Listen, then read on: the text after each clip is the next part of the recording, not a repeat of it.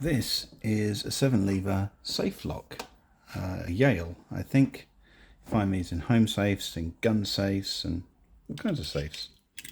And they're really well made. Very tightly packed levers, but they're also quite easy to pick.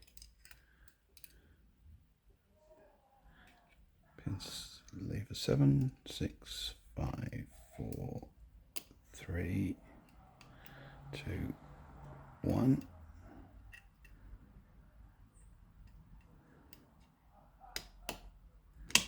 There you go.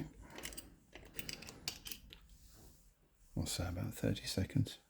Right, so now you're in the safe. You want to lock it back up again so no one knows you've been in there.